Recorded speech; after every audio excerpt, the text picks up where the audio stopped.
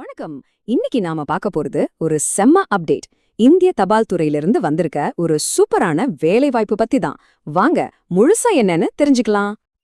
ஆமாங்க, நீங்க கேட்டது கரெக்ட் தான்.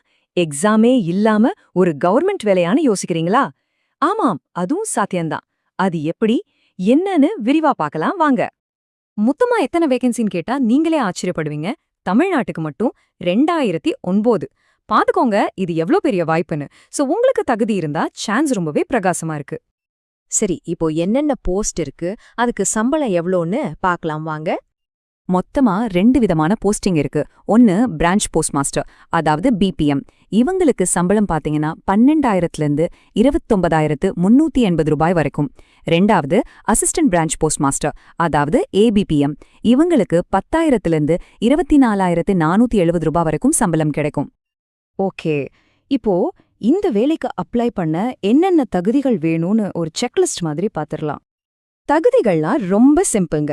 முதல்ல நீங்க 10th ஸ்டாண்டர்ட் பாஸ் பண்ணிருக்கணும், அது போதும். அப்புறம் நாம தமிழ்நாட்டுல அப்ளை பண்றதால தமிழ் எழுத, படிக்க, பேச நல்லா தெரிஞ்சிருக்கணும். இது ரொம்ப முக்கியம். கூடவே ஒரு பேசிக் கம்ப்யூட்டர் நாலேஜ் இருக்கணும்.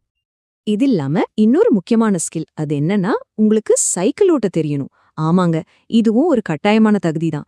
ஏன்னா லெட்டர்ஸ் டெலிவர் பண்றது மாதிரி வேலைகள் இருக்கும் இல்லையா, அதுக்காக இது அவசியம். அடுத்து ரொம்ப முக்கியமான ஒரு விஷயம், ஏஜ் லிமிட். யாருக்கெல்லாம் அப்ளை பண்ணலாம், என்னென்ன ஏஜ் ரிலாக்ஸேஷன் இருக்குன்னு பாப்போம். பொதுவா 18 வயசுல இருந்து 40 வயசு வரைக்கும் இருக்கிற யார் வேணும்னாலும் இதுக்கு அப்ளை பண்ணலாம். இதுல சில ஏஜ் ரிலாக்ஸேஷனும் இருக்கு. அதாவது SC/ST பிரிவினரா இருந்தா 5 வருஷம் வரைக்கும் தளர்வு உண்டு. OBC பிரிவினருக்கு 3 வருஷம். அதுவே மாற்றுத்திறனாளிகளுக்கு 10 வருஷம் வரைக்கும் ஏஜ் ரிலாக்ஸேஷன் இருக்கு. இன்னும் சொல்லப்போனா மாற்றுத்திறனாளிகள்ல OBC பிரிவை சேர்ந்தவங்களுக்கு 13 வருஷமும், SC/ST பிரிவை சேர்ந்தவங்களுக்கு 15 வருஷம் வரையும் தளர்வு கிடைக்கும். ஓகே, இப்ப தகுதியெல்லாம் இருக்குன்னு வச்சுப்போம். அடுத்ததா எப்படி அப்ளை பண்றதுன்னு ஸ்டெப் பை ஸ்டெப்பா பாத்துரலாம். முதல்ல ஒரு முக்கியமான விஷயம், நீங்க ஆன்லைன்ல மட்டும்தான் அப்ளை பண்ண முடியும். நேர்ல போய் அப்ளிகேஷன்லாம் வாங்க முடியாது. அதுக்கான ஆஃபிஷியல் வெப்சைட் இதோ, indiapostgdsonline.gov.in. இந்த வெப்சைட்குள்ள போய் தான் நீங்க அப்ளை பண்ணணும். டேட்ஸ் ரொம்ப ரொம்ப முக்கியம், நோட் பண்ணிக்கோங்க. அப்ளிகேஷன் ஆல்ரெடி February 2ஆம் தேதியே ஸ்டார்ட் ஆயிடுச்சு.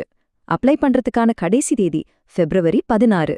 ஒருவேளை அப்ளிகேஷன்ல ஏதாவது தப்பு பண்ணிட்டீங்கன்னா அதை சரி பண்றதுக்கு February 18, 19ன்னு 2 நாள் டைம் கொடுக்கறாங்க.